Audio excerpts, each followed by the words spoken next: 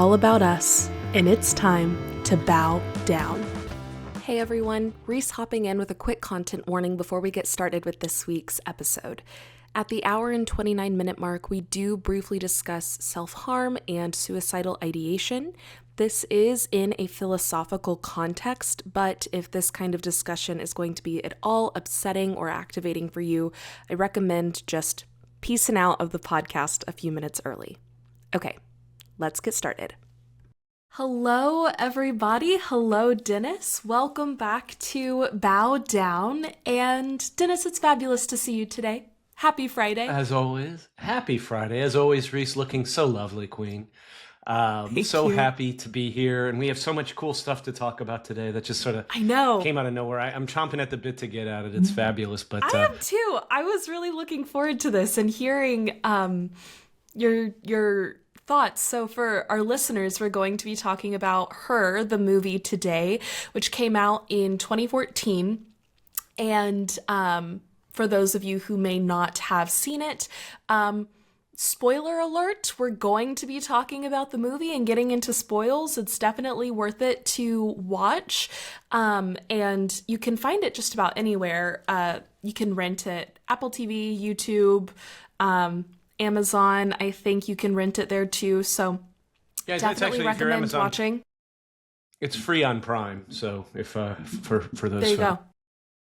There you go. But yeah, so Dennis watched it this last week and brought it up as a potential interesting topic of discussion. And so I made sure to watch it and we're going to get into it. But I guess let's just start with what about it was something that you were like, this would be a really good conversation for us to have on the podcast. What drew you to wanting to chat about it in this forum with this lens, I suppose? Yeah, so I was actually watching Her about a week ago with my partner, and in particular, there's a scene where the main character goes out on a blind date, and as we watched this, we had two radically different viewpoints of the exchange that occurred between these two characters, and it occurs about like 40 minutes into the film, and you know we'll set that up. But in watching that, it was very interesting to me how there were just my partner and I had such very different lenses, and it really got me to think, you know, how am I seeing this versus how she was seeing this, and you know maybe I need to rethink about this. Maybe I need to look at it differently, and vice versa, to see. Really just to explore it a little bit. And so I haven't shared with you sort of, that's all the background I gave you. So the listeners and you are essentially we're all at the same place here, but, I really wanted to discuss it here because I'm just really curious your thoughts. I'm curious what you saw. And ideally, I'm just curious what other listeners think. I think it's a great example to show just lenses and how they can truly affect how we see one another, and particularly through a feminist lens. So yeah, that's what brought this up. And then of course there's also, and I don't know if we'll get to that today or if this is a future topic, but just in general, the ethics around AI and relationships, whatever that means with AI, I think is another interesting topic as well, which touches upon our in our wheelhouse of feminism and relationship and empowerment. So I'm excited to see where we go with this. No real plans, just good talk. Yeah, absolutely. It'd been a hot second since I first saw it. I remember I saw this in theaters when it came out, and so I was either 13 or 14 when I first saw it. And I remember really enjoying it, but I think having just such a different, like AI being such a prominent thing in our society now, and it being such a normalized part of daily life, really changed my interaction with it. Because I remember when I was younger and first saw it, just thinking how odd it was that this man develops feelings for artificial intelligence, for an OS, as they call it in the world of the movie. And the entire time I was just like, this is crazy. This is crazy. How do they not see that this is crazy? And now, knowing that it's a thing that actually happens, and I actually was watching a video this morning from I'm forgetting the name of the channel, but it's Brit with No Nonsense Spirituality. That's what it is, about how AI is becoming a new god, and people are actually starting to experience spiritual psychosis through their relationship with AI too. And it was just so fascinating to hear her, as an expert in spirituality, her take on that.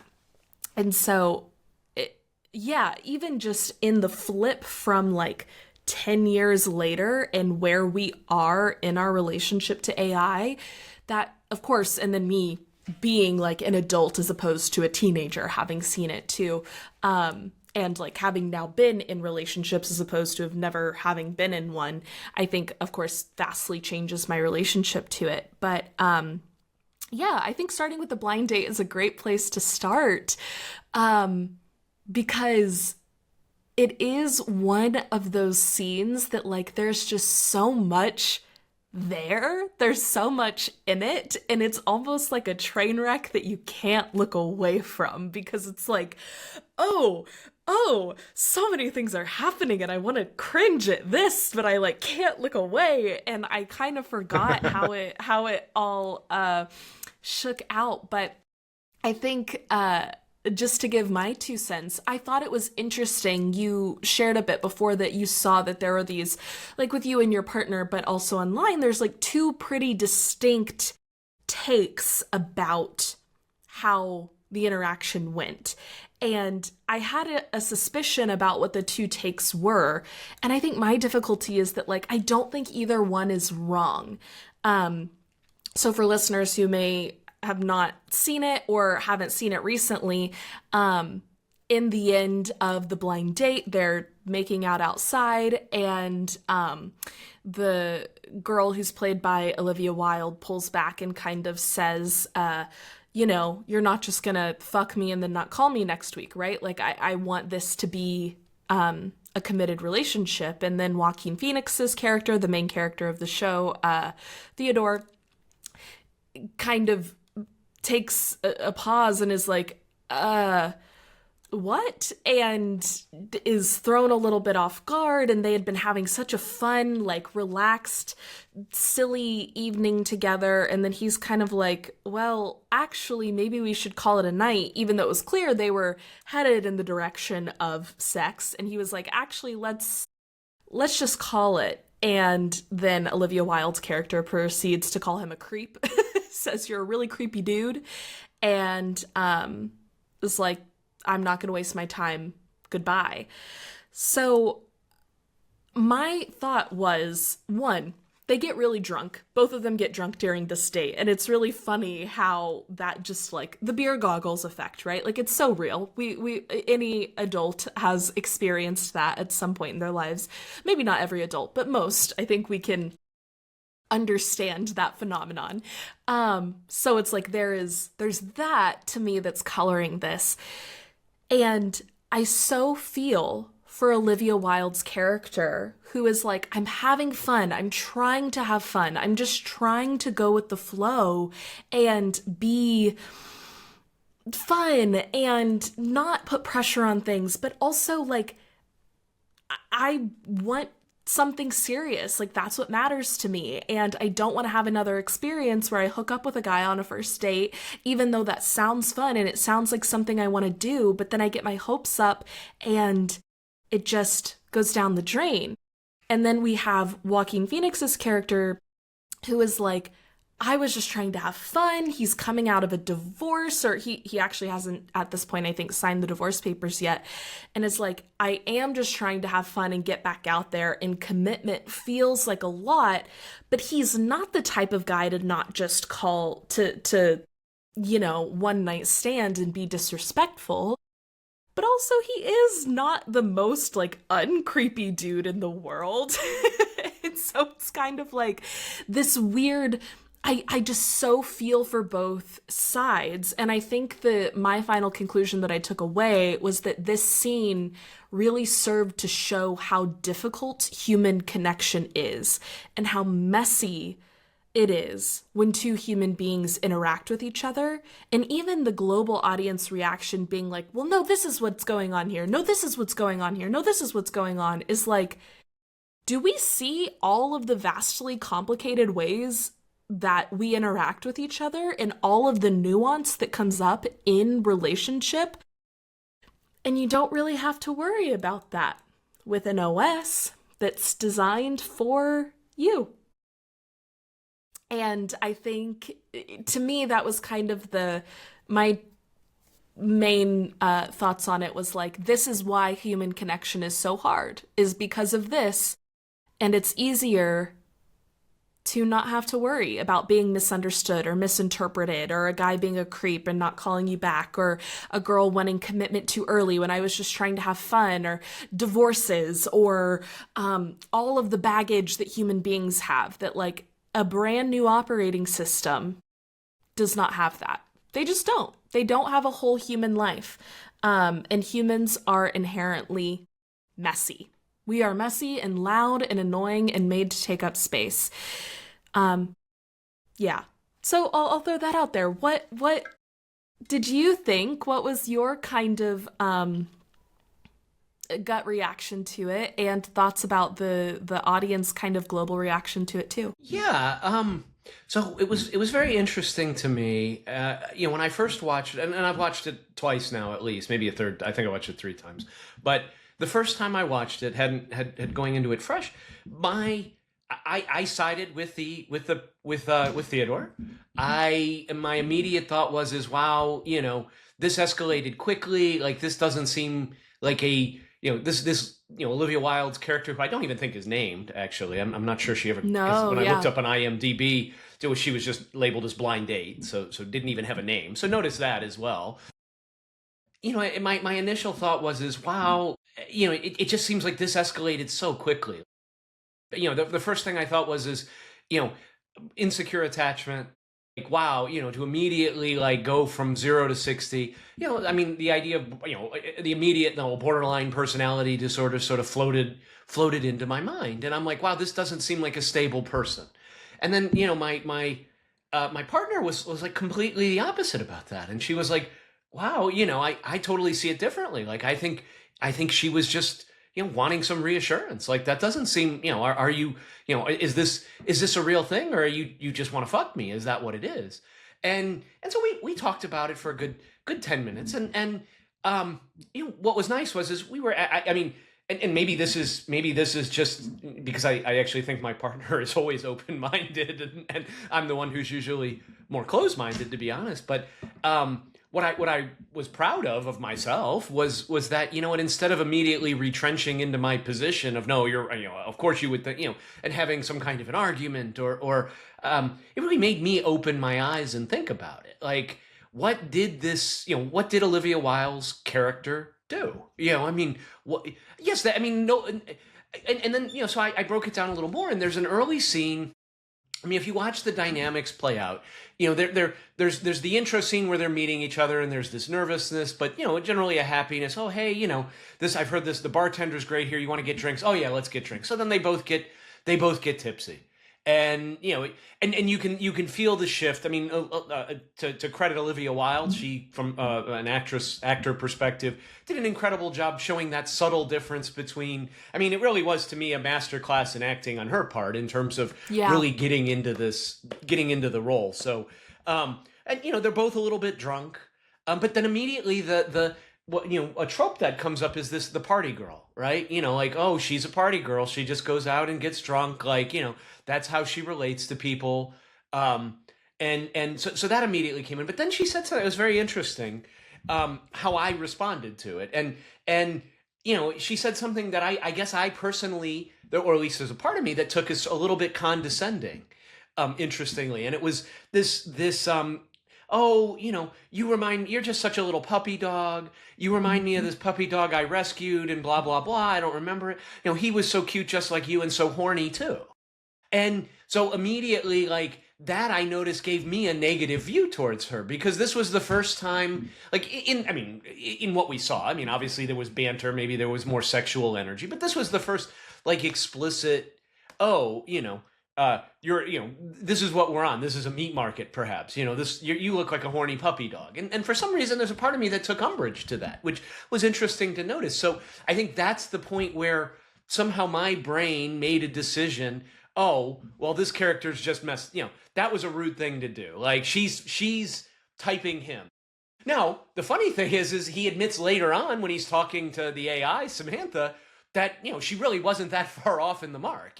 Well, really, I just wanted to have sex with her. He says to the AI. He says to Samantha.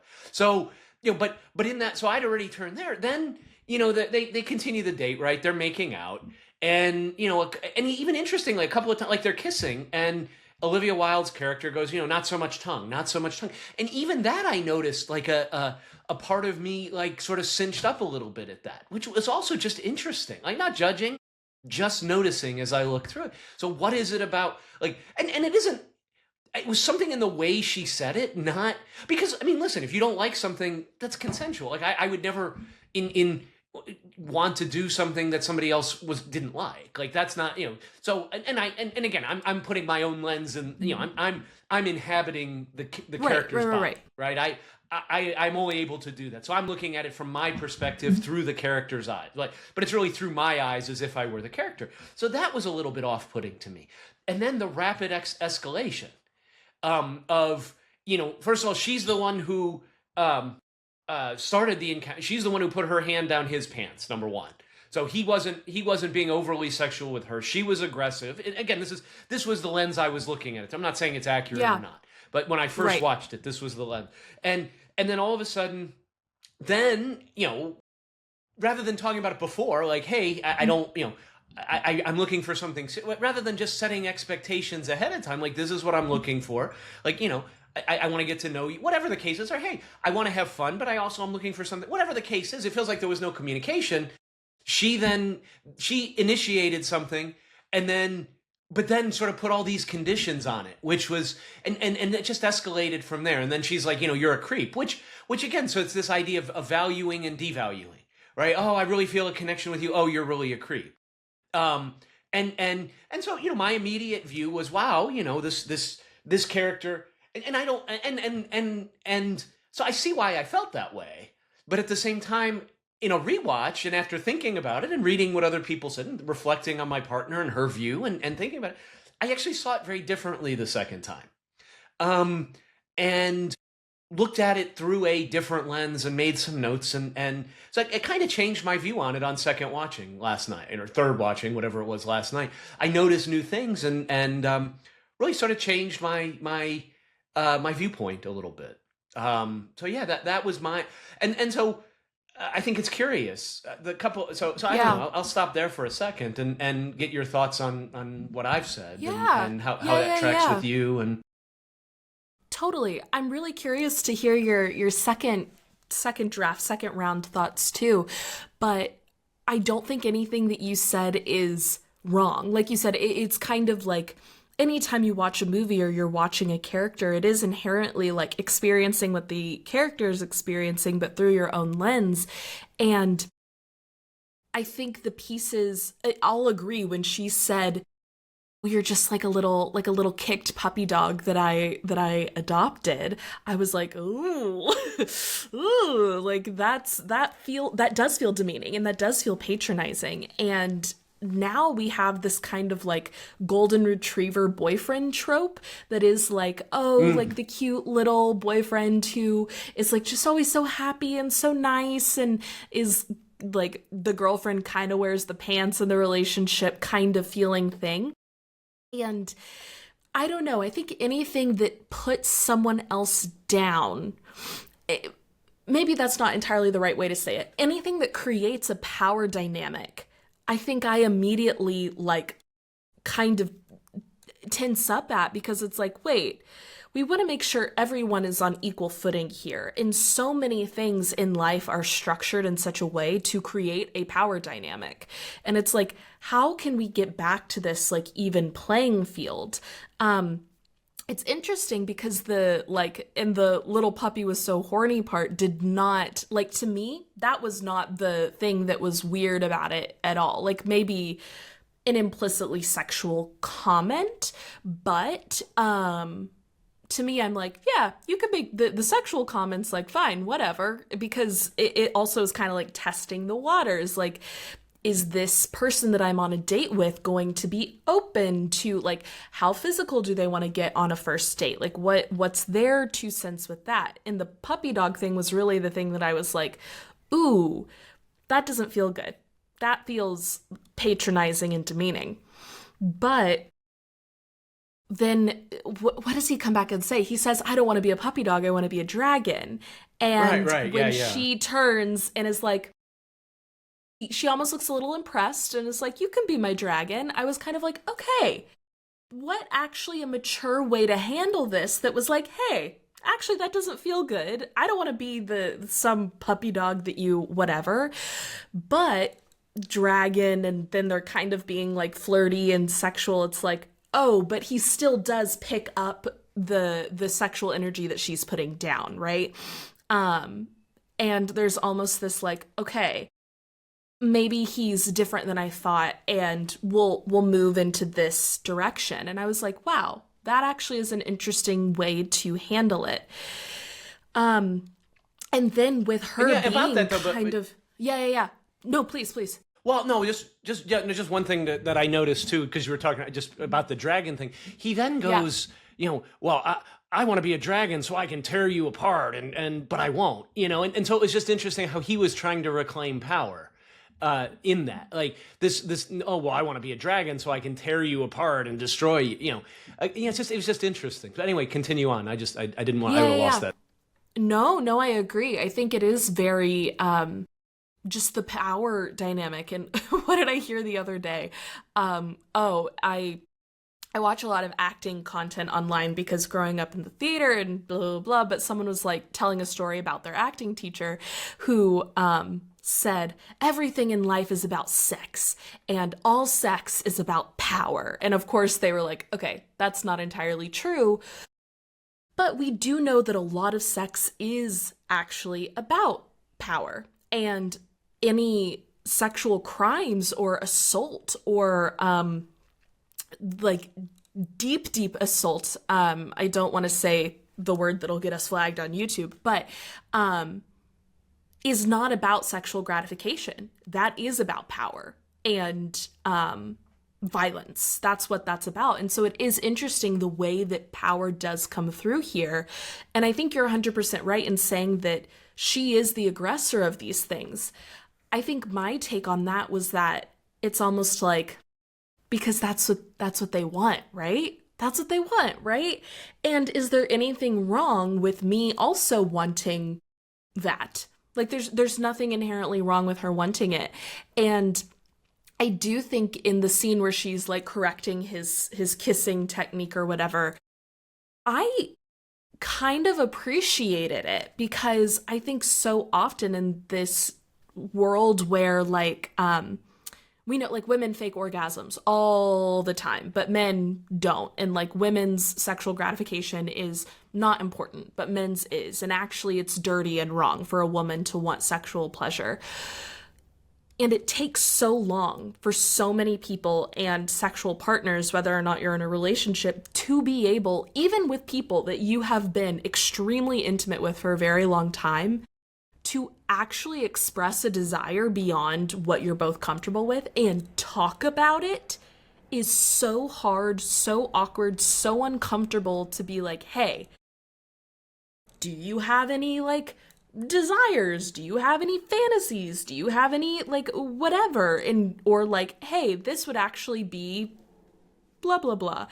And I think that is something that us as a society needs to work on taking shame out of, because I was so impressed that I'm like, whoa, they're on a first date and she's like, yeah, if we're gonna do this, like, let me tell you what I want. Let me take ownership of my pleasure. And I was like, that's really cool. Good on her. But also, I think it's interesting that even I had this reaction a little bit of like, isn't that a little forward of you to be like correcting him? And it's just the first date and you're not even like boyfriend, girlfriend telling him what you want. But it's like, I kind of caught myself being like, well, is it wrong?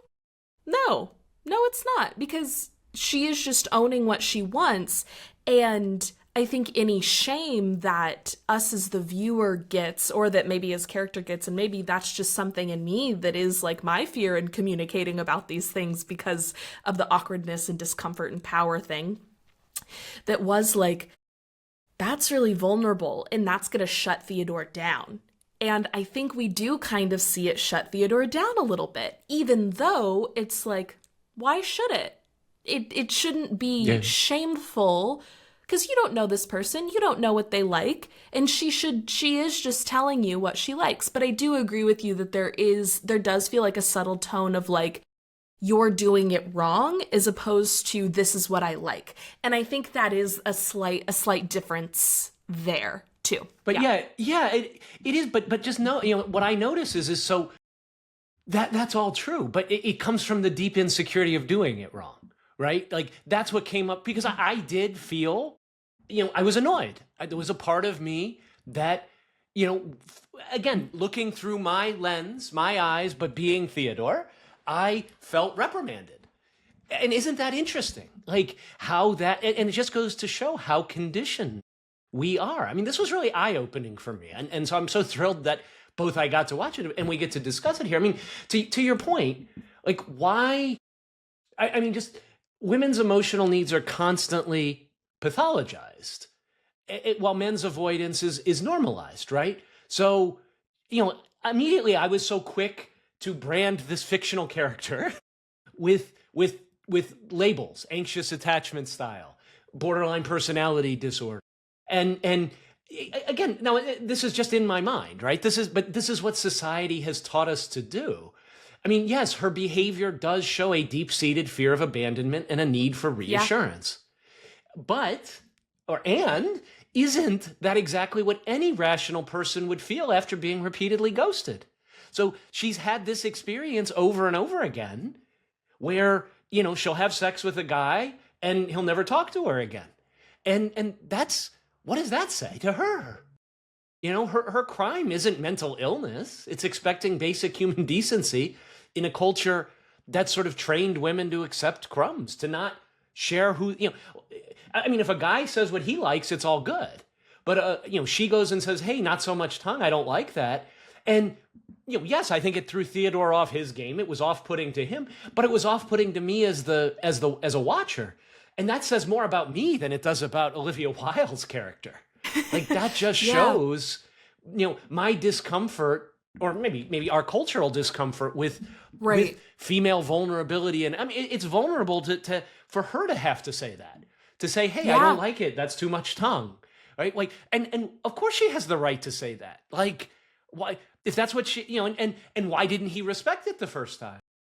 Like, so she had to say it twice. Like, I mean, again, it's interesting when you turn that lens inward. What is it really saying about me? What does it really say about what I've learned? Because it's not myself. It's not the me who I am, but it's this not self that society has put upon, that I've allowed society to infiltrate me essentially. Right. So, I think that's one thing I noticed. Yeah, absolutely. And I think that's all of that's really, really fair. I'll also throw out there that I do think there's this feeling with the, along the lines of what you're saying about like immediately jumping to pathology and like trying to understand what's going on. There's an equal and opposite reaction of like, but I'm not those other guys, right? Like, yes, you have a right to feel this way, but also there is an unfairness in lumping Theodore in with those other men. But I think it gets into this thing that I brought up earlier about like, but that's why humans are so much harder and so much messier, is because she can't walk into this blind date as though she hasn't been ghosted 5 times, let's say, right? But he can't walk into this blind date not wanting to be treated like a sole individual separate from every single other guy that she's been with, right? And those two competing desires are what we see bump heads.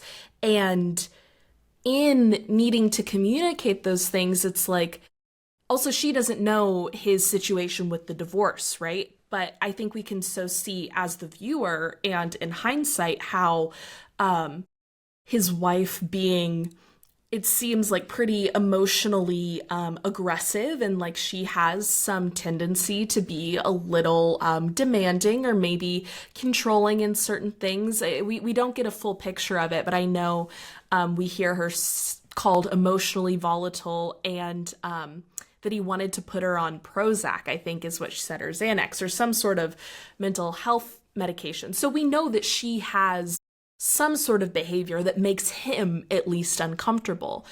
And so he also can't enter into the state without all of that past experience that a woman who has intense high emotions, like Olivia Wilde's character does, may be at first exciting to him, but is actually triggering and emotionally activating these other areas for him that make him feel like he's not good enough, or like he needs to quiet that energy because it's too much, because of whatever fears are built back in there, right?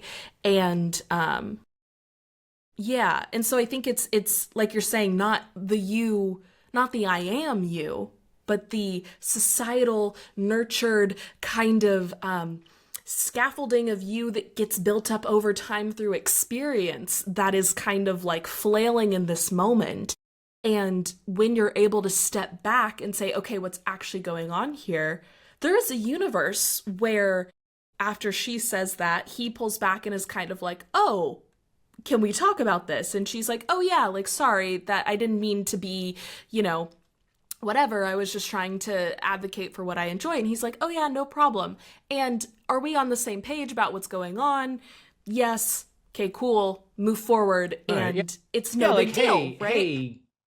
Right. Like, hey, I really, listen, I really feel a connection here, but I also sense, the hurt here. This is, why don't we just take it a little easier? We don't need to do anything tonight. Let's get to know each other. And he said, well, I have something next weekend, but let's see each other in 2 weeks and see if we still feel this way. And let's take it.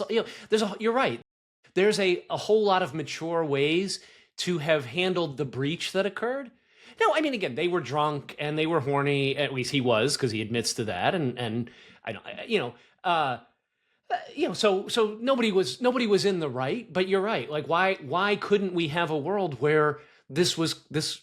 And by the way, I mean, I think this is very typical if you just read Reddit and read any sort of dating threads, relationship advice, Bumble, Tinder, all this. This is very true to life. I mean, I don't think this was some exaggerated scene. Like, I think this plays out daily, at least from, I mean, I haven't been on a date in 20 plus years, but what I read, makes me assume that this is still going on. But yeah, I think you're completely right. Like, and that's such a great way to think about it. And, and again, it's this,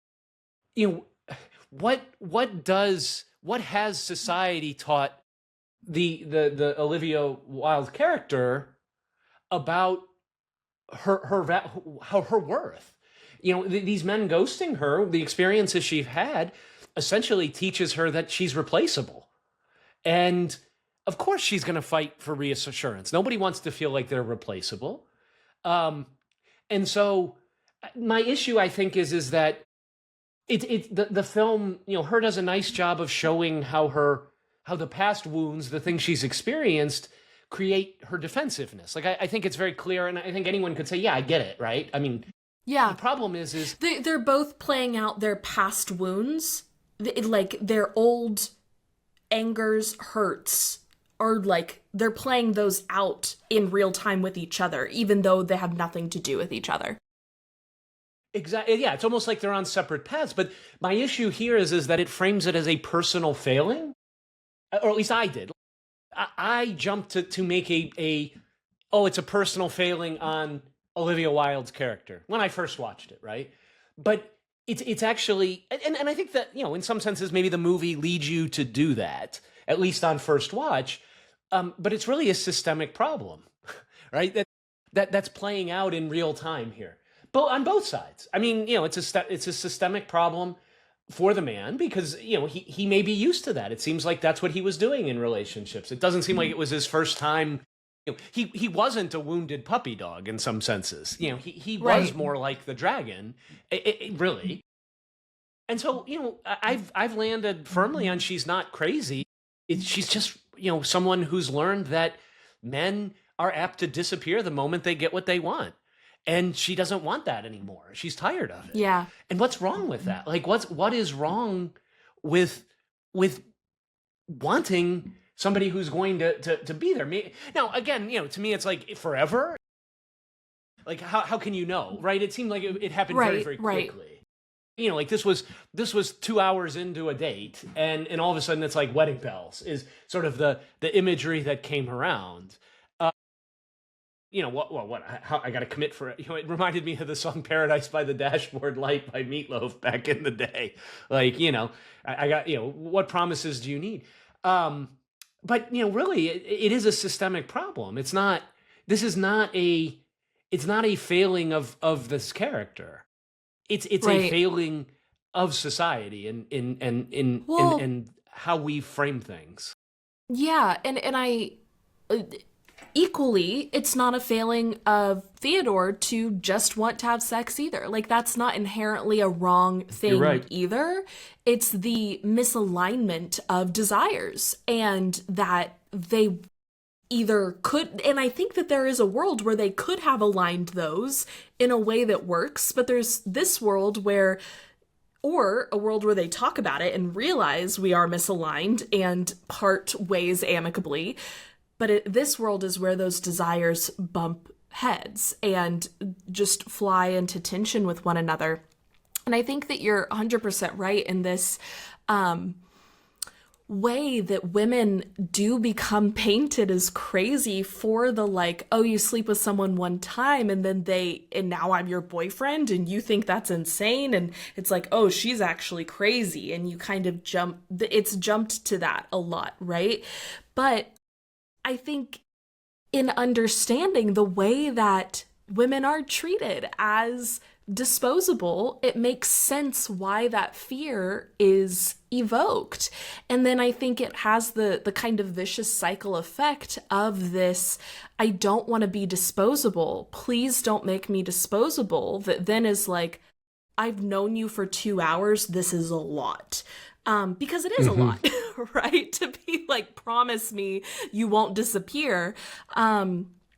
And so it's this kind of failing, and again, the like inability for true connection to happen. And in one comment that I saw about this that I thought was really insightful was talking about the way Theodore's job as a letter writer for people that don't really want to write letters, and he writes these very intimate, loving love letters for people. It's kind of a metaphor for the date that we see and for the state of human connection throughout the film. That is, people understand the value of connection. People know that we all want this thing, but no one's willing to do the hard, dirty, vulnerable work to get it. We all want the feeling of being so in love and loved and desired and beloved and having that person in community, in family, in friendships, romantically, like all of the things, right? Like connection is the thing that colors life. But how are these different tools letting us off easy in so many ways of like not actually doing the hard work of connection, which is getting comfortable with being uncomfortable? Like, why is no one wanting to write love letters, but they want to send them? That's fascinating. In the same way that is, why does he want to have sex, but can't have this conversation about her being, coming on too strongly? Or why does she want the reassurance without really knowing who he is? Like, why do we want the end goal without the path to get there? And I think in the relationship that Theodore develops with Samantha, we can see how it's much easier to get the end goal when you're not having to contend with someone else's humanity, right? Their mess. Yeah. Where I want to make sure, what was your second watch through take? I know you said you would return to that, and perhaps it's already kind of become unveiled through our conversation, but was there anything else there that you wanted to touch on? Yeah, I mean, well, I think, yeah, I've shared sort of a lot, sort of a lot of what I've shared has been about, is after the rewatch. So Yeah. I've had time to reflect and really not judge myself, but just notice. Like, this is a process. Like, we are deconditioning ourselves from years of guck that has built up on our windshields. The lens that we, the windshield we see the world with I'm recognizing, and this is just one more notification of that, essentially, that I have a lot of guck on my windshield, and I sometimes my washer fluid is out, and that's just, and I need to refill that washer fluid because I know who I am. I know where my heart is. And the third thing I guess I'll just say from a psychological perspective, because that was my first angle, right? Especially of who I am, what I've studied, and right. wanting to be a I don't want to be a judgmental, like I hate labels. I hate the idea of calling somebody borderline because I think it's bullshit. But yet I notice, well, where does my head go? Like, how crazy is that, right? That again, it just shows that conditioning, that those synapses fire. But again, the last piece of the last interaction they had, like, hey, you're a really creepy dude, right? Which is kind of a hurtful thing to say, especially because we're not really sure if he's a creepy dude yet, actually, especially the first time you're watching the movie, because he is a little bit off, like, right. And in fact, I was trying to figure out throughout the movie, well, okay, is he neurodivergent? Like, is the movie trying to say that? Because he has some traits that, I might associate with being not neurodivergent. I'm curious what other people think there as well. Like, I sort of landed on no eventually. Like, but I don't, I mean, again, who knows, right? Like, these are pretend characters. Was he playing it this way? Was he not? It's interesting how we read things into it. Right. But even her calling him a really creepy dude, it's really just emotional self-defense is where I landed. It's protection, not really pathology. And but this just goes to show where the lens you're looking at it through, it would be very easy to say, oh, look at, she's definitely borderline personality. Look at how she split. She devalued. She put him on a pedestal in the beginning and then took him off the pedestal. Good mommy, bad mommy, black and white thinking. It's very clearly, and listen, I could make huge arguments for it. I could sit there and come up with a PowerPoint presentation why it's true, or with logic to defend it. But I don't think it's fair. I don't think it's fair to her character. I think it makes her completely one-dimensional. And her anger, and I'd say this to all our listeners, if you feel angry at the way you're being treated by whomever, by society, by people you date, whatever the case is, I'm just going to say it. Being angry is not a personality disorder. It's just you taking back your power in the only way our dating culture, has taught us to. And, there's good reason to be angry. No, I mean, was it a lovely scene? No, I think we both can agree that we have two emotionally fragile, damaged, people who've had negative experiences sort of talking at each other in this right. interaction. This is not an emotionally mature conversation. But, how many of us are? I mean, it's real. Like, how many of us are emotionally mature? Right. Or even if you're good at, even if you're good at doing it in your therapist's office, can you do it in the moment when that happens? Like, that's the real test, right? Like, when you're, I hate using the word triggers because it's so overused and created, but when any sort of thing from your past is activated and you feel yourself rolling down towards where you normally do, playing out your wounds, playing out your shadows, whatever you want to call it, right? can you stop that ball from rolling and come back into the present moment, like right then and there? And of course, until you get really good at it, and there's still going to be times where you roll down that path again and again, because you're never going to be perfect at it. But it's like, that is the test of emotional maturity, is being able to recognize when that ball starts rolling and being able to put a stop to it. And it's hard to do because the ball is rolled your entire life. And it's much easier to Sunday morning or Monday morning quarterback it and go back and say, see, they're playing out their past wounds and they should have done this and they should have done that. But I'm like, he who is without sin, throw the first stone, right? Like, I do not by any means want to say that I've perfected this, and I totally understand how it happens. And I think the reaction of like Theodore being like, I don't really know what's going on. I'm feeling activated. I need to get out of here. Like, let's just call it a night. Honestly, even though it's kind of crushing to Olivia Wilde's character in the sense that it's like, you're pre-doing the thing that she was afraid of you doing. Like, you're kind of just automatically fulfilling the prophecy instantly.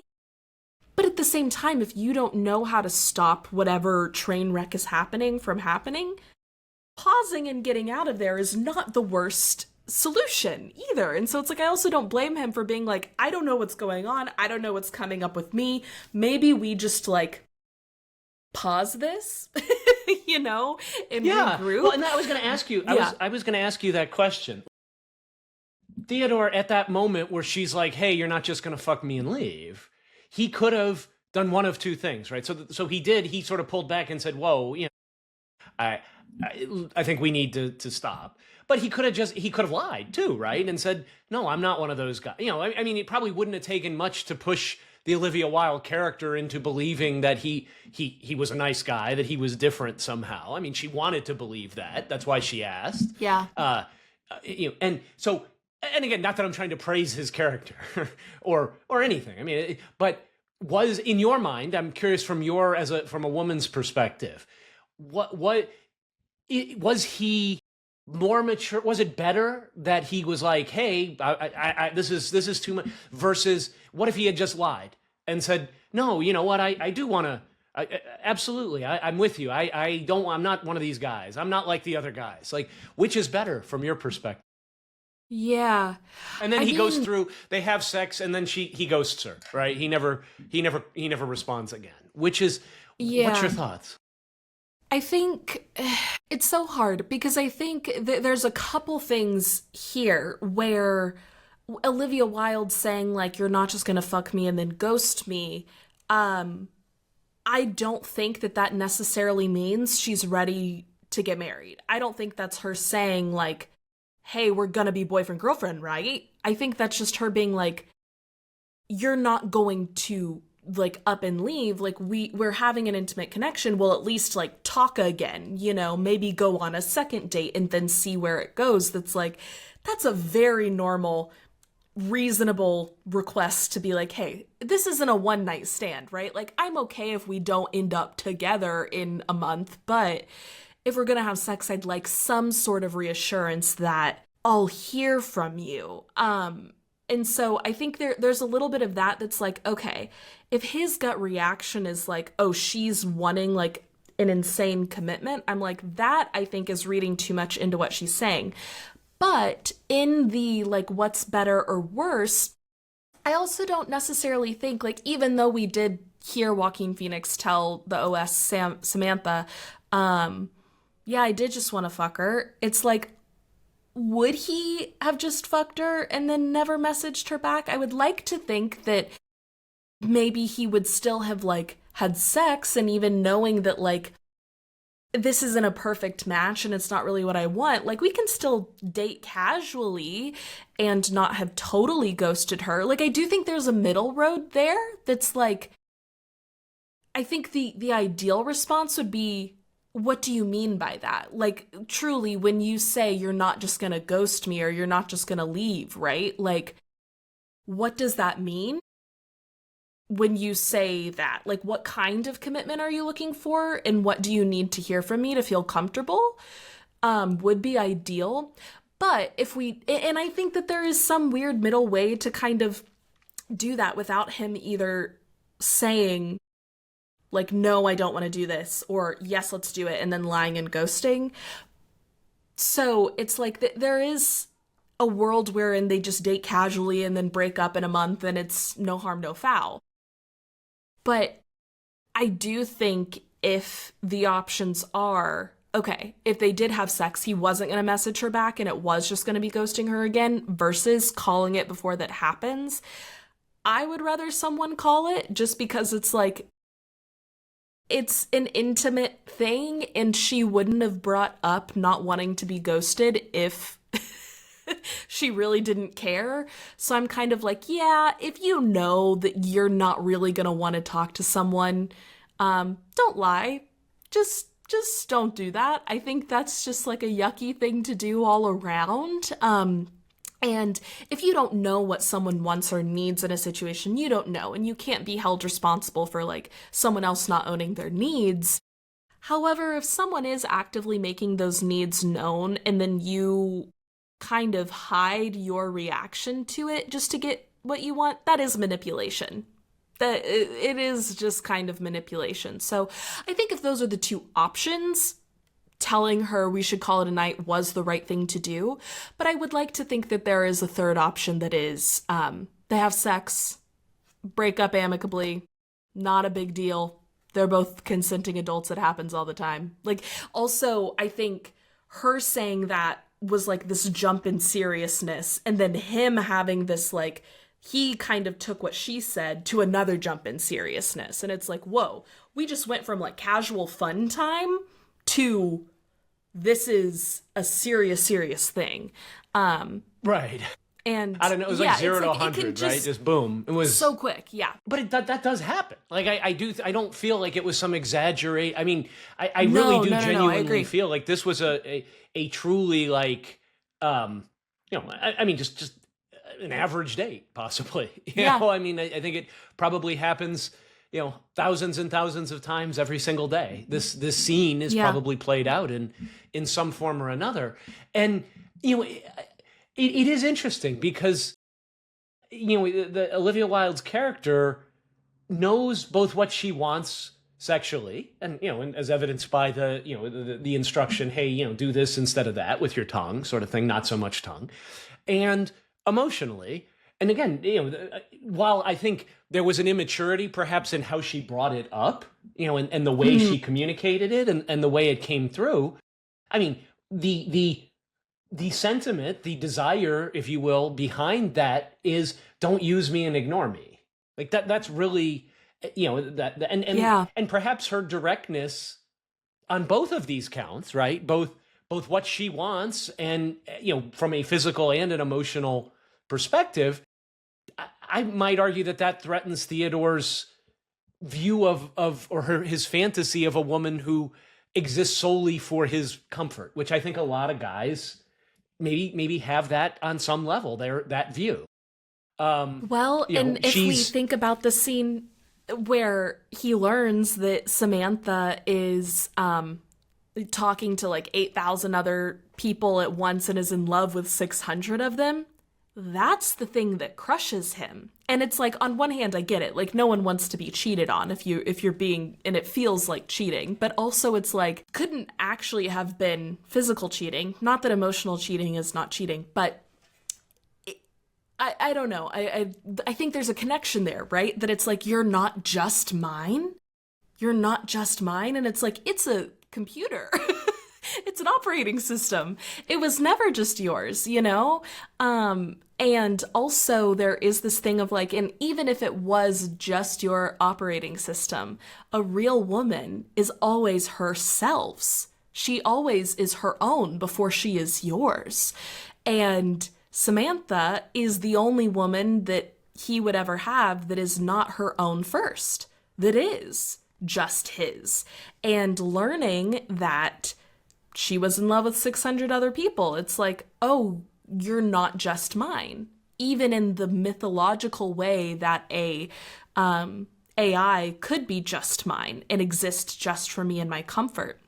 And I think, too, with Olivia Wilde's character both knowing what she wants sexually and emotionally, it dissolves this boundary of like, oh, well, a woman who is empowered in her sexuality shouldn't care about attachments, right? It's like you're either the type of woman who can have casual sex and doesn't care, or the type of woman that wants to get married and have kids and be the perfect wife and mother. There's no in between. And it's like, wait, you want to have sex and know what you want sexually, but you also want an emotional connection and some sort of reassurance?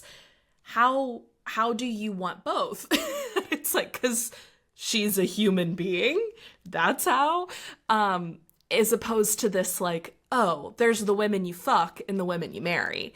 And I had thought you were the woman you fuck, and then you said this thing that's like, okay, well, now I'm confused. Because I thought you were just the woman you fuck. And now you're saying if we fuck, you want more. Right. He wants a woman he wants a woman who's sexually available but emotionally undemanding.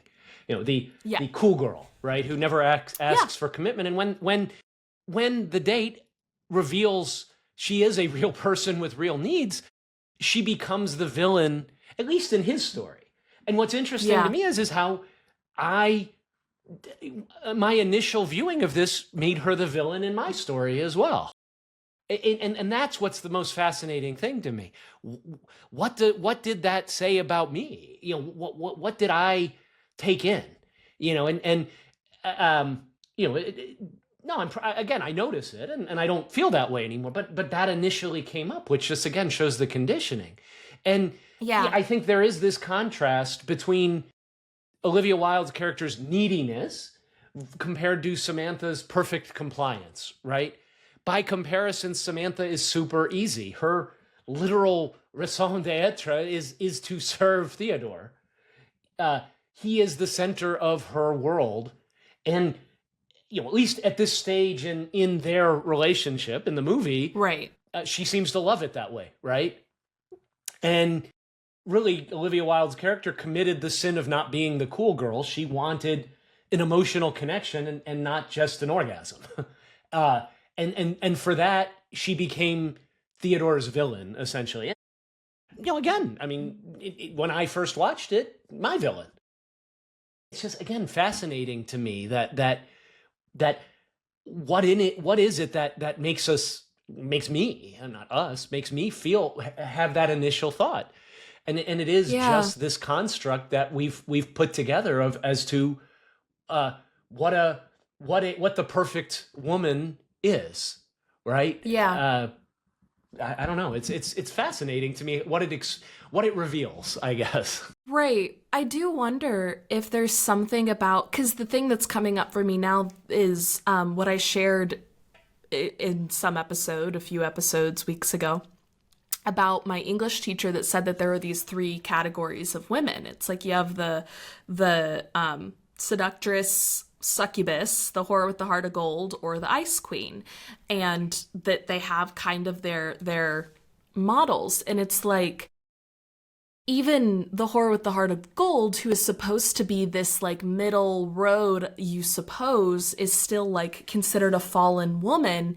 And I don't know, I do wonder if because of the way that maleness, and masculinity is the default, it's allowed to have more nuance, whereas femininity just has nuance sucked out of it. That it's like, even in debates about like, well, what does it mean to be a woman? And then you have people being like, well, what does it mean to be a man? You know, it's like that you could say anything is what it means to be a woman, but no one really debates what it means to be a man in the same way that they debate what it means to be a woman.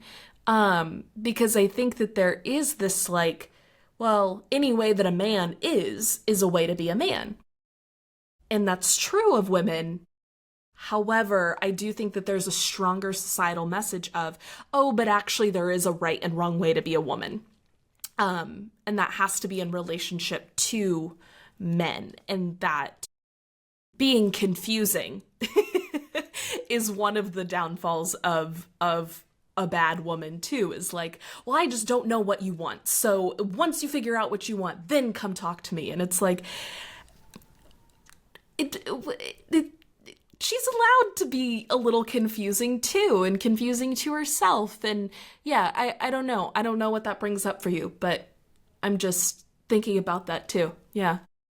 It makes me curious, just even as we talk about it, how, would I prefer an artificial woman because real women have inconvenient feelings, right? I mean, I can't just shut them off. I don't know, and I think it's interesting that the film, at least at this stage, frames those emotional needs of this character as a problem that needs to be solved, versus Samantha is presented as ideal love. Again, at this stage, I mean, that's where we're going. Obviously, that changes through the end of the film, right? And I think it's interesting how a little later in the film, Theodore's having, I think he's signing the divorce papers with his ex-wife, and his ex-wife Catherine says something along the effects of, I don't know if I have the quote exactly right, but you always wanted to have a wife without actually having to deal with anything real. Is something along those lines, which I think was actually quite accurate. Pretty astute. That, women are complicated, right? Men are too, but I think certainly the trope is that men are simple, women are complicated. And again, I don't think that's accurate. But again, that's what, if you ask people on the street, that's the answer you're going to get. Who's more complicated, men or women? And I guarantee you, 80% of people or more are probably going to say women. I don't necessarily agree with it, but on some level, our society agrees with that. It's expected. It's expected. And the other thing I noticed is, after having this difficult encounter, right, with this blind date, Theodore immediately sort of retreats back to Samantha's soothing presence. And to me, this leads me to question, on some level, what version of femininity I'm being sold. It just shows how quickly, to me, I think men in particular can find female emotion, women's emotion, becoming intolerable. Like, it's okay to have a little bit of emotion as long as it's in control. But the minute that emotion gets messy, which it did here, the date was zestful, right? It was a fun date, but the minute she wanted clarity, you turn into a creepy dude, which maybe he did at that point. I don't know. Obviously, we're looking at it through his lens, and nobody wants to be thought of as creepy, or at least I was. But the film shows us two types of women, right? A human woman, Olivia Wilde, with real needs, and an artificial AI woman who has no needs. And then shows us, or asks us to guess, but really shows us which one men prefer. And at least men, as represented by Theodore, clearly preferred the artificial one who doesn't have needs. At least at that point in the film. Right. And I think it's also interesting to me.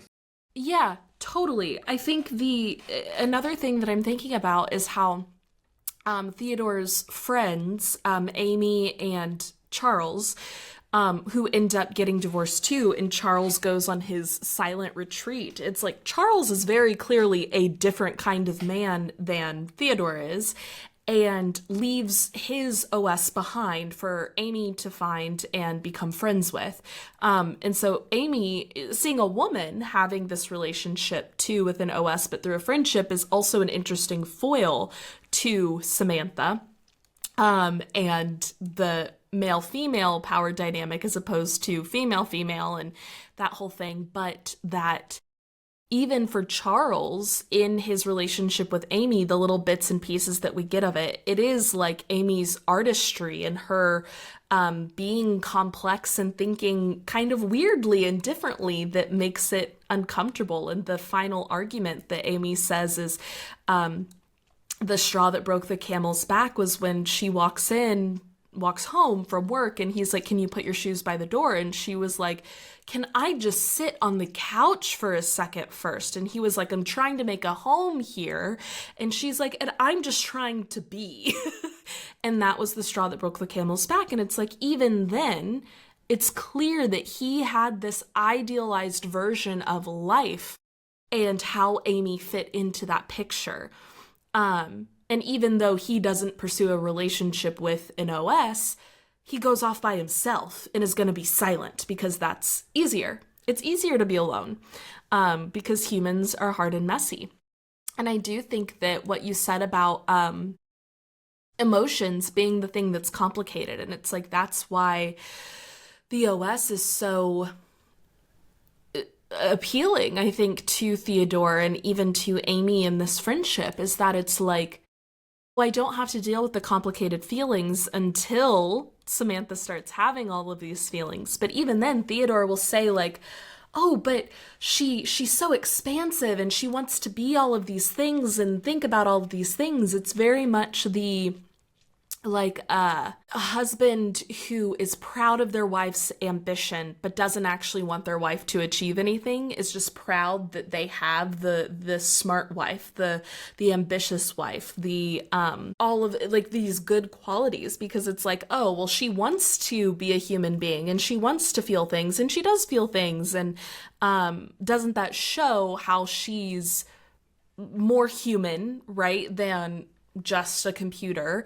But also there is the safety in that he's like, oh, but she can never be more than what she is. She never will actually achieve those things. So I don't have to worry about those emotions getting out of hand. It's this controllable emotion. And then when they leave, that's when he's crushed. When it's like they go into this like post-humanism ethereal awakening or whatever you want to read about the ending of the film. But I do think your point is so on point that it's like even the small bits of emotion that we think we see Samantha experiencing and coming into, it's like, is she actually feeling things? I think that's up for debate in the film beyond what she's just reporting. But even if she is feeling things as an operating system, they're still able to be controlled by Theodore. They're still within his little tablet and earpiece that he doesn't have to worry about her ever stepping outside of any line, because the boundaries and parameters are fixed, at least until the end of the film. At that moment. Right. Well, at that point in time, they appear fixed, right? So for all right. for what the character knows. Another interesting thing is Olivia Wilde's character really is the only woman in the film who directly confronts Theodore's emotional evasiveness, right? She refuses to be the fantasy or the doormat. To me, highlighting again the differences between real women and the AI ideal that was created here. And even the other women in the film, wonderful, wonderful actors, but they either accommodate Theodore, so Amy, as an example, his neighbor, or are just dismissed as bitter, his ex-wife. But Olivia Wilde's character refuses to play along. And she disrupts his almost, solipsistic narrative by requiring and sort of demanding to be seen as a full person, right? With needs and with needs and boundaries. That's what, her boundaries are. Hey, I want to have a real relationship, and to your point, he may have read that as hey, we need to get married tomorrow.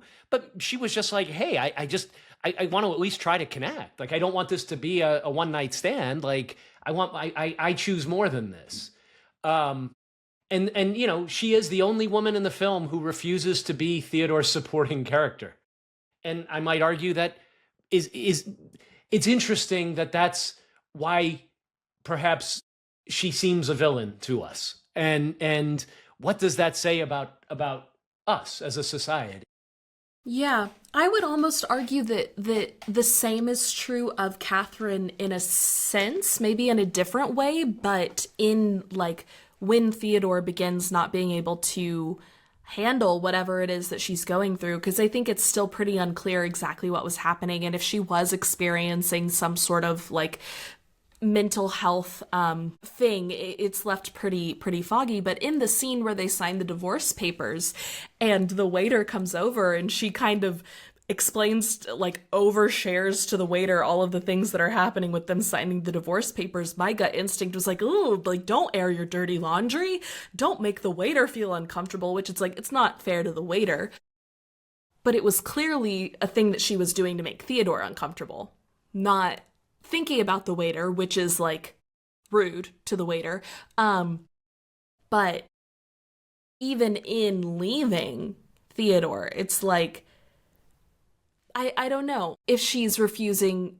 Yeah, I don't know. I don't know what she would think about that either, because she is just kind of written off as, yes, bitter to Theodore, but also I think it's interesting that those two characters that do seem to stand up to him a bit more, we see the littlest of in the film, that they only have these short little scenes. And I do think that the letter that Theodore writes at the end to her, that's like the only authentic letter that he's ever written, and it feels very genuine. It's holistic. It sees her as a whole person, and even though they're like not going to be together, he at the very beginning said like, I wish we could still have some sort of friendship, and at the end it felt like that wish was actually true, that he did want some sort of friendship. Whereas at the beginning when he said that, it was like, no, you just want to still be in this woman's life in any way you can, and you don't want to get divorced. But at the end, it's like, no, he gets something more about... It's almost like through Samantha developing complexity, he comes to understand that all women are actually complex, and then is able to see his wife as complex and not just a thorn in his side. Yeah, I don't know, but I don't know if you would agree with that about Catherine also being, because it's just such a complicated relationship that we don't get too much insight into. Yeah, and we don't have a lot of context. So we're making up stories because there's literally, all we know is that she was struggling, had some issues perhaps with anxiety and or depression. It does not appear that he was supportive, at least not in a way that was working for her. And he has regrets about that, and probably, but that's really all we know. But yet the film still, to my mind, portrays her again in that same light as vindictive. Like the very fact that she's making fun of him for having an AI, having an AI relationship seems very, again, it's not lovely. The character of the ex-wife is not portrayed as lovely. Blind Date's character is not portrayed as lovely. Maybe the portrayed as human. I mean, and I think that real. I mean, I think, again, there's nothing here that rings false to me. I mean, in terms of real life relationships. But again, it's all about how the film is shading things to me. And I do believe the film shades both of those characters as in a negative connotation in one form or another, unfairly, upon rewatch and upon thought. Were they perfect? No. Should your point about should she have dragged the waiter, the ex-wife, dragged other people into their to deliberately humiliate her ex-husband, or now soon to be ex, depending? No, that's unlovely. I mean, that's not a nice thing to do. You wouldn't say that that's exemplary behavior. Right. Again, it just shows her frustration. Even now, those old frustrations with him not being emotionally available come back up. And so there's truth there. I mean, is it lovely? No. Did she handle it, in a way that is, again, is poetic, is beautiful, is the way we would want to? Probably not. She was frustrated, but she was human. And does that make her wrong? But again, to me, it's the portrayal, because you could view her very differently if you chose to. I mean, yeah, she could have been written very differently. She could have been written as, concerned for his mental health. Like, I don't think this is, good for you, rather than taking the AI relationship and making fun of it, trying to shame him. Right. Or I think I might even, like, if I'm going to be real honest with myself and I was in her shoes, I probably wouldn't have said anything then, but just been like, oh, interesting. And then immediately get in the car and call my girlfriends and be like, oh my God, the best news. Right. He is crashing out. Which, of course, is also not lovely to want an ex to have a downfall or anything like that. But when you're hurt, hurt people, right? But I could so imagine that also happening. And like I said, me doing that too. To kind of round out this conversation, I'm curious what you think Spike Jonze's overall thesis actually is in the film. And then just final takeaways from our conversation. Yeah. Well, I think I think there's a lot more that we can explore, at least from the AI perspective, because I think we spent, I think we've done a great job here in sort of deconstructing sort of the actual human women. We haven't really talked very much about Samantha and her journey and how she grows. And so maybe that's another thing to talk about. But with respect to, sort of the scope of what we talked about, I do feel that it's a commentary on, the fact that her failure to be quote unquote the perfect fantasy, to me, reveals the misogynistic expectations that really make real emotion, real female human, or it's just real emotion, and doesn't have to be female emotion, really. I actually think the same thing might be true if you just took guys hanging out, at a bar or something, or watching a game. I think the same desire to have no emotion might be there as well in a different way. But, it does make female emotion here, Olivia Wilde's character's emotion, seem like a disorder rather than a reasonable human response. And I don't know if that was intentional by the director, by Spike Jonze. I don't know if he meant to do that. I'd be curious. I don't know if he's ever. I haven't seen any commentary on his part as if that was intended or not. To me, it's there. I think it is. I think it is a good commentary on what we really want. And I guess a question I would ask I guess the question it brings up for me, and I'll leave it at this, and feel free to answer this or just think about it, and maybe we'll talk about it in a future podcast. But if you could upload, if Samantha existed, which one could argue we're pretty close to that anyway right now. I don't think we're there yet, despite what some people might think. I don't think we're quite to Samantha's not is even in the beginning of the film. She grows obviously throughout the film and effectively I guess turns sentient, right, and becomes conscious. I don't know at what point we would say if we would say that happened, but I think it's in. I guess the question I have is if you could take a real human being, and implant, this AI, so not ChatGPT or something, but just, a perfect AI that's, essentially Samantha, in this case, that OS, would you do it? Like, so you have a flesh and blood human being, but in fact, the brain is actually controlled by is a CPU, is a computer. Would you do that? Like, I don't know that I have an answer, but it's something I want to think about. I'm curious about our listeners, but what comes up for you in that? And maybe this is just a bias that I have, but I think on my worldview and what I believe to be true about humans and this life, I don't think that it's possible. I don't think that you could effectively just generate a human that is conscious in the way that, like, if Samantha does, like, we, posit that she gains consciousness at some point throughout the film, and you could put that into a body so that it does, like, artificially generate a human being. I don't think that you can actually do that. I don't think that there is a way for consciousness, the way that we experience it, to be computer generated. I think maybe there's some way for some base level awareness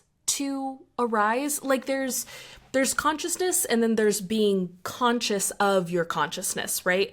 And I think that second order conscious of consciousness is something unique to human beings. I think that's the, like, non-physical secret numinous sauce. yeah, soul, chi, God, whatever, that I just don't, I don't know. And maybe that's just, like, the kind of hopeful romantic in me that does believe that humans have this, like being a human being is walking the middle line between earth and the divine, that I'm like, I just don't think you could. I just don't think you could. And maybe that's just short-sighted of me, and I just don't understand how, or maybe that's my ego wanting my consciousness to be more than it actually is. Could be those things. But there's just something about it that I'm like, I just don't think you could. I just don't think you could. Now, let's say you could. I do think there's something that feels like playing God that would get real dangerous real quick. And that even if you could, ethically, you probably shouldn't. But I don't know. Then I guess it's kind of a question of, like, should you have kids, right? It's, like, kind of the same thing. And a lot of people say no because of how messed up the world is right now. And it's like, should you create extra consciousness and bodies that need more resources in a world where people are starving and, like, genocide is actively happening? Like, even on that ethics, I'm like, I find that hard to contend with as someone who's, like, young. It's like, not sure I want to bring a kid into that. But at the same time, even if you take all of that away, the ethics of just creating a being as its God, as a Dr. Frankenstein-esque thing, feels a little Greek mythology, something bad's gonna happen to me. I don't know. Like, there's just something here that I'm like, Yeah, I don't I know. hear you. We're messing with something that maybe we shouldn't. Yeah, like but, the sorcerer's apprentice sort of thing. So let me ask it. Let me ask it this way, just as a thought experiment, because it's a really curious thing. Like so I get what you're saying. I mean, I get the ethicality of it in terms of, hey, you have a living being, but you've sort of created a parasitic AI on top of them. Is that ethical? And so let's reframe it, because it whether or not you could do that or should do that, but it's more about, from a personal perspective, if this were all able to be done, would you do it? But in Inception, have you seen Inception? Mm-hmm. It's been a hot second, but yeah, it's been that's another great movie to talk about reality and what is true and what is. But in Inception, they're at one point in the film, they're visiting this, for lack of a better term, call it a dream den, like an opium den, where all of these people are under the influence of these heavy narcotics and often spend, most of their lives asleep, living the waking dream, essentially. And one of the people at this place is, when somebody, I think it's Leonardo's character in the movie, says, "Oh, what a terrible thing." Basically just says, "How could you live this way? You're not living real life. You're living a dream." And a character there says, "Well, who are you? They're living the life that they want. Who are you to say that that's wrong?" And so let's take away a real human being, but let's suppose you could upload your consciousness into a dream, or a simulation, or whatever the case is that, and live your life in that waking dream where you have the perfect woman who's an AI woman, or man, whatever the case is, who's basically AI, but it's not real life, it's a fantasy, but you're living it out. Is that okay? Like, at what point, where is the where is the real? Is it, if that becomes real, or even today, if people who are falling in love with ChatGTP, they say, there's posts on Reddit about it, and is that wrong? Like, is there something inherently? It might not be a choice for you, right? I wouldn't want to do that. That's fair to say. I mean, but is it wrong for somebody if they choose to do that? I think in the ethical stance of like, should that be allowed or not? Like, yes, I'm 9 times out of 10 falling on the side of like, if you're not hurting anyone else and it is just your life that you are changing the course of course, then you kind of get into the complications of like, well, if you have an AI girlfriend, like, what does that mean for your parents who might want to meet her? What does that mean for your family? And if you are living completely online, like, that's going to be grief for them. And so it's like, there is that stuff. But that aside, I think that you should be allowed to do whatever you want. The same way, like, I'm very much a proponent of assisted suicide, because it's like, it is your life at the end of the day. And I do think that you get to make that call. And so if you want to live it in a certain way, and I mean, you could argue that a lot of people already do that through online personas and through video games, and that their entire lives are online in a lot of ways, that I'm like, you get to do that. So in that sense, I don't think there's anything wrong with it as long as you are not hurting anyone else. In a deeper, more like my true morality sense, I believe that we all have, I've kind of been calling it the spark, but whatever source, mystery, spark, you-ness is you, the I am that I am, the you that you are.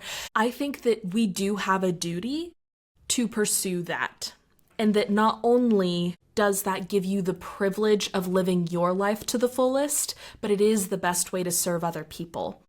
And I do think it would be deeply selfish to do that and to not live in relationship, in community. And then I guess you could say, well, if one day all of that community and relationship exists online and it's not like you're removing yourself from reality, like actual reality, to only have fake relationships, but that you do have real relationships with other people that just are also living online, maybe you could still do good that way. And do good, but still be connected and feel fulfillment and purpose and meaning just in this new avenue of living. Cool. I don't have a problem with that. I struggled to see how you could, though. Not to say that it couldn't happen one day. I don't see it right now, though. And I think that would be my actual, like, I don't think that it would be just to take yourself out of engaging with the world. I think that is our obligation. You're reminding. Yeah. Well, you're reminding me of the philosophical book, what we owe to each other, right?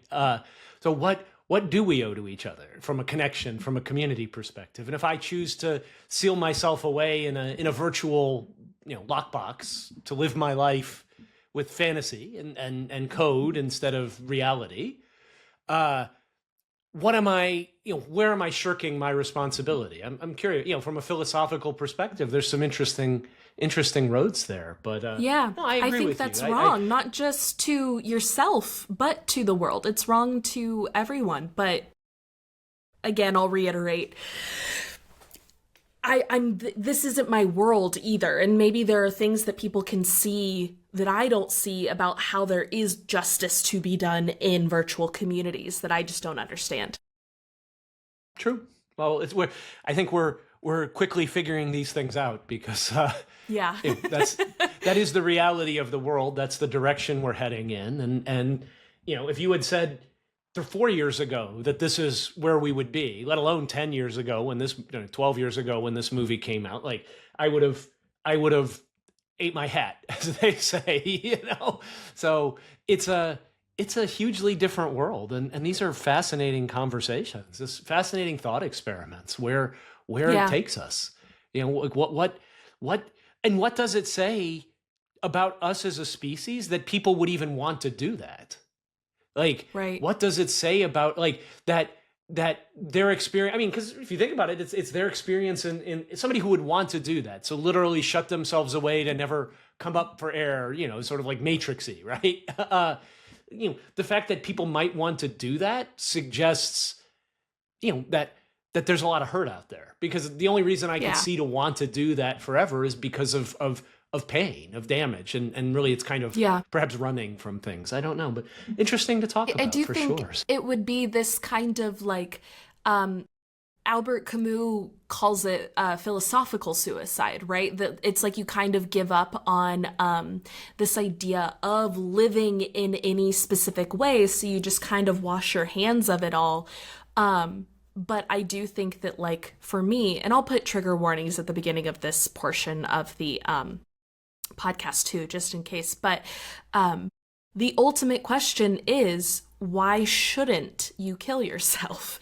And that sounds like an extreme question, but to me, that is ultimately what life, like your life philosophy should be grounded in, is like, okay, for whatever reason, you have, us all living here today have decided that we should not kill ourselves because we haven't already. Why? Why truly? And if you shouldn't, then there has to be some reason why you wouldn't seal yourself away in this like false reality too, right? It's like I would view that in the same way of like, okay, well then there is some reason for living, and even if it is making your own meaning, can you make your own meaning in this virtual way? Maybe. I don't think I would be able to, but maybe someone could. It's a personal question, but yeah. Interesting. Well, thank you, Dennis, for bringing this as always all up. Yeah, bringing her to the table. And we may continue this conversation into AI, may not. We'll chat and see what we want to do. I don't know. Do you have any inclination on whether you want to keep talking about it next week or shift topics? I don't know. Let's see how we feel. That's what we're good at, is bouncing around. And see. I think there's a lot to be talked about. I don't know that it has to always be in the framework of her, but let's see how we feel. This was a great. I mean, I really feel like we explored some stuff here, and I agree. Super cool. So I hope we get some good feedback, and maybe people have some thoughts that we hadn't thought of, because I want to learn and I want to hear other perspectives. Totally. So where are we wrong, guys? Tell us. Like, how did we miss the mark? We want to hear it. Yep, absolutely. Thank you, Dennis. Thank you all for listening. And yes, share thoughts, opinions, comments in the comments, and we will catch you all next time. Bow Down is a weekly podcast from the Cohere Collective that explores esoteric and empowered feminism. Please subscribe to Bow Down wherever you may be listening. And if you enjoyed the episode, please leave us a like, a 5-star rating, and a review. And if there's anyone you think would enjoy this episode, or maybe just needs to hear it, please share it. If you want to stay up to date on all things Bow Down, you can follow the Cohere Collective on any social media platform at the Cohere Collective, and check out other content and offerings at www.thecoherecollective.com. If you're interested in working with Reese to find and pursue your purpose, I encourage you to head to www.thecoherecollective.com/life-coaching. If you're interested in working with Dennis to shed your mask and embrace your desires, you can email Dennis at dennis@theheartstoybox.com. A huge thank you to Jack Corbett for Bow Down's music. You can find him on Instagram at j.corbe. Thank you all for joining us today. We're so glad you're here. And as always, we hope you feel like you are living more coherently. And until next time, love.